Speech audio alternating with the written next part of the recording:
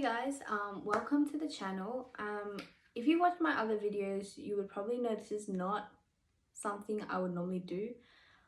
But honestly, I don't even know what this channel is anymore. So, today we're gonna be reviewing Never Have I Ever. If you guys haven't seen it, it's a series on Netflix and it's very representative of the Indian population. And not just Indian population, the Tamil population. So, Tamil, however you guys want to say it. But and this is really rare because like a lot of people when we talk about India, they always think about Bollywood, and Bollywood is North Indian, and this show is based on Tamil, which is a pretty much a predominant language in South India. And I'm Tamil, I'm South Indian, so I find it like kind of weird but also really exciting to finally feel like I can give my perspective on something in the mainstream media.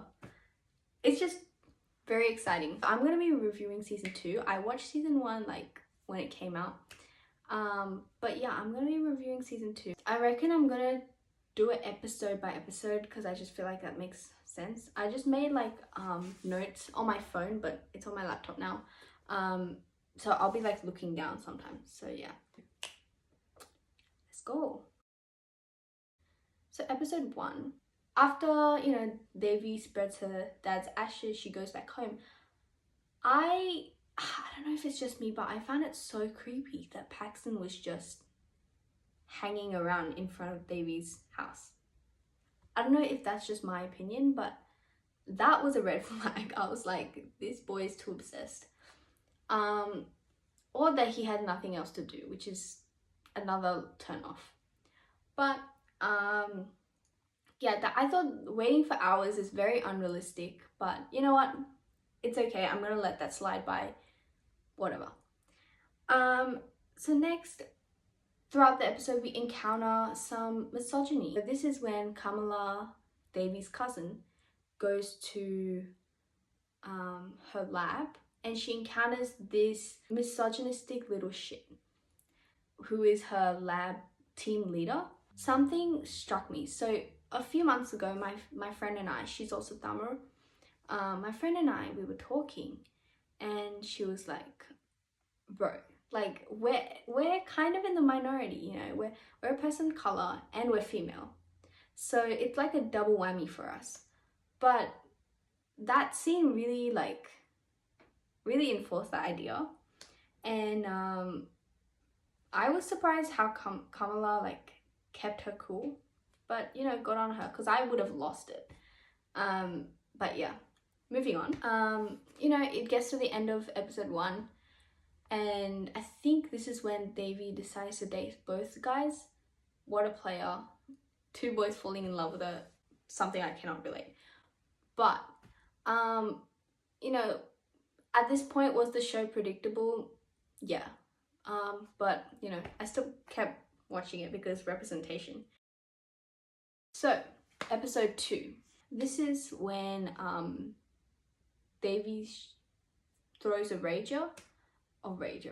party, and I think this whole episode was like, will both the guys find out that she's been cheating on them with each other? Or it was a very tense episode. Like I liked how they like kind of milked it.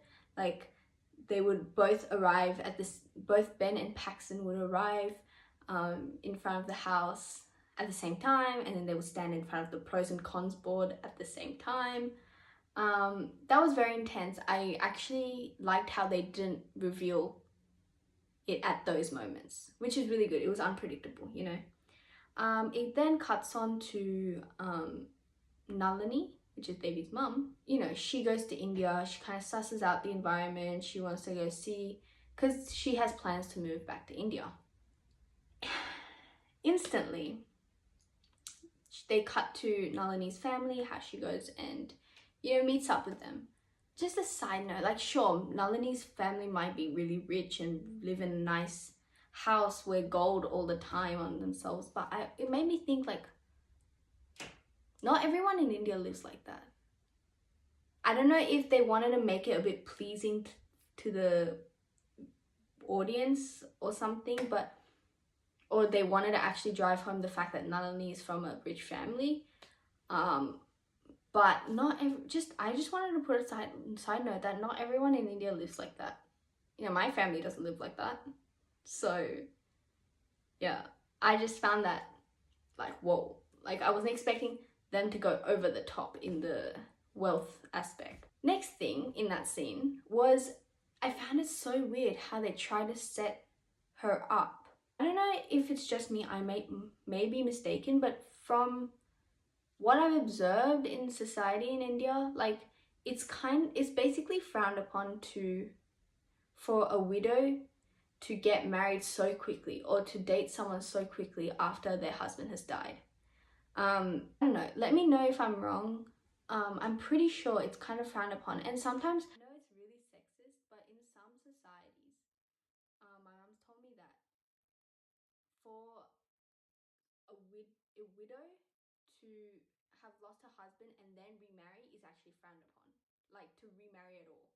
But if a man does it, it's not frowned upon, which is dumb, but look, that's how it is.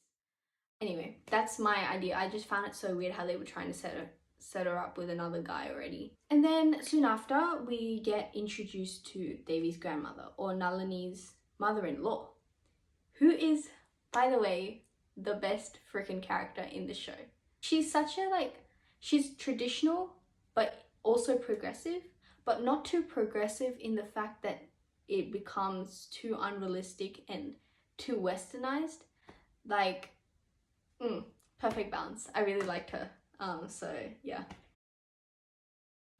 Okay, so episode 3. We've got a situation, and this is where the plot thickens, because I remember when Pax and Ben found out that they've been cheated on. I'm like, what now? But then Devi gets pulled in to tutor Paxton. And I'm like, what in the Wattpad is this? I was like, I swear, if this becomes a Wattpad story, I'm out. And then, like, you know, Paxton asks her to do his homework for him, and then she's like, why do I have to do your homework? And then he's like, well, I got hurt because of you. I mean, it's not really her fault you got yeeted by a car. Like, you voluntarily ran out into the road. She didn't like push you into the road, you know. I thought that was a bit weird, but again, like, Paxton was just being Paxton. Next, further on in the episode, there's like Paxton and Devi at the foot of the bed, tutoring. Okay, I'm sorry about the really choppy lighting. The sun's been glaring onto the screen, so I don't get the nice lighting. So when, you know, Devi, it goes to Devi tutoring Paxton in her room. When I'm just imagining myself in this situation, and I'm just thinking about my parents. My parents, never in a million years would they let a boy in my room. I'm sorry, like, that they would always make me sit where they can see us. So like, the fact, okay, not that it's ever happened to me, but you know, the fact that she could bring Paxton up to her room was a bit bizarre. And the reaction Nalini gave when she came in and saw Paxton sitting next to Devi, like, in the room, and she's like continued to let them sit in the room. I'm like, my parents would drag my ass back down. And then I really love Paxton's sister. She is super sassy. She's true to herself, calls her brother out on shit, which is amazing. What I also liked was a person with a disability playing the role, and not projecting her disability as her personality trait in the show. I really appreciated that, because always, like, every time there's some disabled character, they want to incorporate their disability into their character, which I really appreciate that they didn't make her like the token disability person in the show, you know. They just made her like any other character. They didn't focus on her disability, which I really liked. So next is episode 4, and this is when Aneesa arrives, so the other Indian girl. To start off, I really like Aneesa's character. I felt like it was more representative of what Indian people are. The fact that Devi was jealous of Aneesa because she was the other Indian girl, I can see that. In the second half of my high school life, I was surrounded by a lot of Caucasians. Yeah, there were very minimal Indian girls in my school. So I get it, like finally having someone to compare yourself with, because you know their household is the same, the way they've been brought up is the same. So you know you can't help but subconsciously compare yourself to them, which I understand. I totally understand. So I'm not gonna hold Devi against that. Then when I really liked the line when Devi gets her nose pierced, and then Aneesa kind of stands up for her against her mom, and she's like, this is, you know, we're trying to bring our traditions back, because nose piercing is very significant in Indian culture. So, you know, I like how she was like, oh, we trying to decolonize our nose. It's an argument that my sister's been working on to my parents. So I was like, wow, I guess everyone uses that argument. So anyway, also in this episode, like, I know I said I get why she was jealous, but like to the point where she didn't like her just for no reason was a bit dramatic. It was a bit exaggerated, because like I get the jealousy thing, like kind of comparing yourself, but I just feel like this episode portrayed Indians as just being jealous individuals for no reason. Like, I think it could be toned back a bit, my opinion. Okay, so we come to episode 5. The first thing I wrote down in my notes was the shirtless scene necessary? So, you know, Paxton, for people, like, I'm pretty sure everyone remembers that, like, Paxton wants to fix a wonky table, so he takes off his shirt and starts like freaking what am I doing? Like fixing the table. And at that moment, I'm like, what was the point of that? I think it's meant to show that, like, for so long, he's never been bothered about the table, but now he's bothered about it. But, like, I don't know, I felt like the montage was so unnecessary. Go out and buy a new table, or just don't take your shirt off. I mean, you know, I'm sure a lot of people weren't complaining, but... Oh, that's another thing. Comment down below if you thought Paxton was cute. Oh, this was the episode where Devi kind of spreads a rumor about Aneesa being anorexic.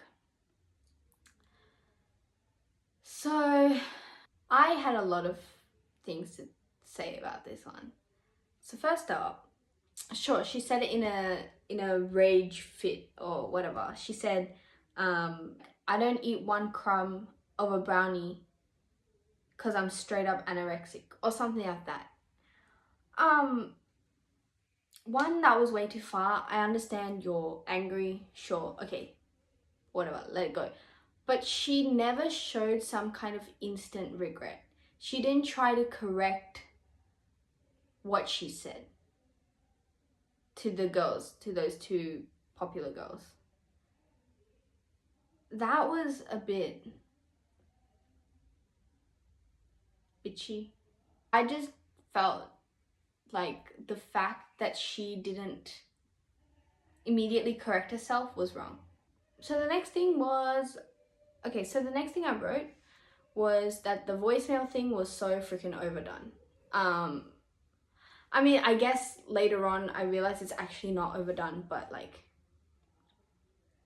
at the moment she kept replaying that voicemail again and again and again. Like, we get it. Okay, I'm not trying to be mean and be like, losing your father doesn't matter. Like, of course I'm not gonna say that, but I felt like the fact, Like they would, every time she did something wrong, they would bring up that voicemail. And it's like, every time I want to feel annoyed at her, we're kind of forced to feel bad for her because she lost her father, which I didn't like. I'm just like, it's just very unfair to us. I also found a little like plot hole, I guess you could say, how Devi was like, why did you and Ben go into the tent? And then Aneesa was like, we were running away from you because you kept handing the baton to us. But Ben's name was already on that sheet before she started doing that thing. So I thought I found a plot hole. I don't know, let me know, did I miss something? I think I mushed episode 5 and 6 together. I had a lot to say about this episode. So we've got, you know, them trying to find who said what, and they're trying to work backwards, right? And then they find out that Devi spread the rumor.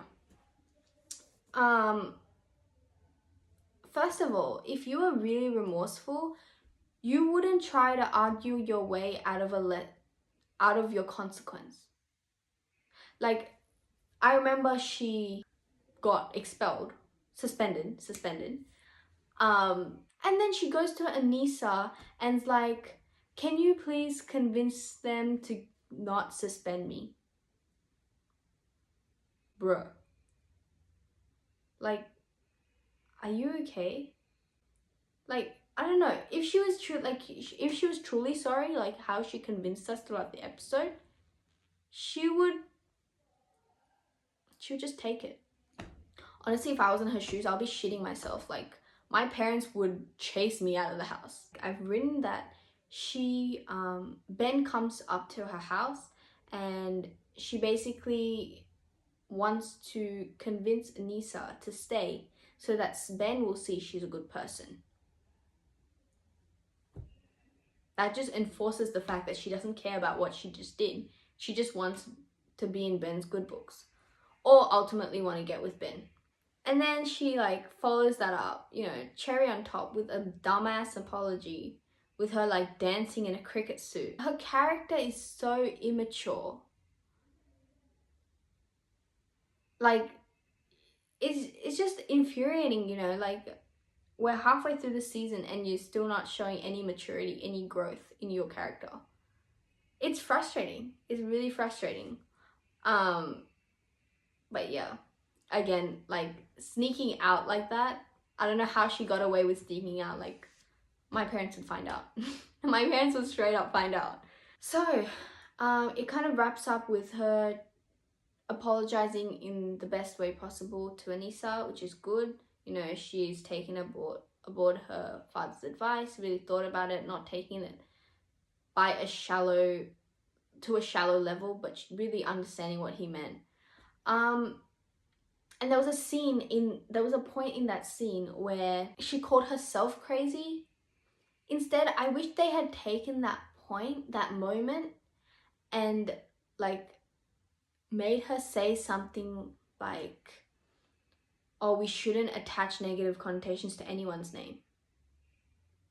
That would have been so powerful. And then episode 7, again, I don't have much to say about episode 7. I've just written that, so I remember that Aneesa's mum comes to talk to Nalini, so Devi's mum. Okay, I don't know, it really like bothered me that Aneesa's mum goes, it's upsetting to see that Aneesa was bullied by the only Indian girl in school. I feel like they shouldn't have brought the race into bullying. Don't see it as race. These kids, like, I mean, speaking from the perspective of like an Australian-born Indian, we're not as attached to our cultural values as our parents. And we're not going to portray those values.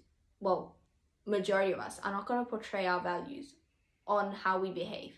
So to say the only Indian girl in school, I thought that was a bit weird. My sister didn't see it, so I don't know. It could be just me being overly sensitive. But yeah.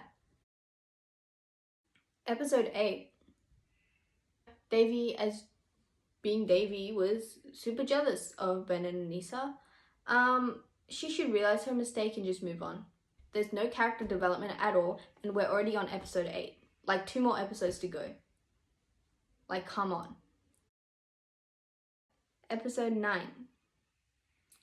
Episode 9 is when Devi's mom, Nalini, goes on a date with the doctor guy. I forgot his name. Before she goes on a date, she looks at the photo of her and of Devi and her husband, and then she like removes her ring to symbolize like she's not in a marriage anymore, blah blah blah. But the only thing is, for South Indians, for marriages, we actually have something called tali, which is like a gold chain. She's wearing it. If you see it, I'll put a picture here. But she wears a gold chain, and that gold chain is a tali, and that's equivalent to a ring. So the fact that she removed her ring, I was like, what? And then the episode ends with Paxton romantically climbing into a window. Okay, they implied that they were making out for a very long time, which if you have Indian parents, I hope you relate to this, but it's weird to even close the door and lock it when I'm in my room. Yeah, sure, close it if you want, like if you want some privacy, but you'll be checked on, like they will knock, be like, is everything okay? Do you want some fruit? Like, I don't know how he managed to sneak in and stay there for a very long time, making out. That was just weird to me. So we finally get to episode 10, the last episode of the season, and we're like, come on, Devi, show us some character development. Shows a montage. I think in the beginning it shows a montage of Devi and Paxton always sneaking in her bedroom, making out, him leaving. Honestly, I don't know how she didn't get busted. Like, I would be busted. I'm just imagining myself, and it wouldn't end well. Like, sneaking a boy into my room is impossible. I am so against the end. You know, she needs to be by herself.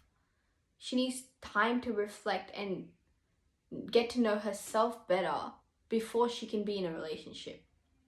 Anyway, so thank you so much for watching this video. If you stuck to the end, love you guys so much.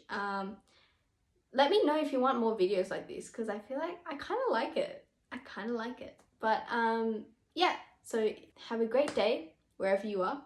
Stay safe, because I'm still in lockdown. And yeah, see you guys in my next one.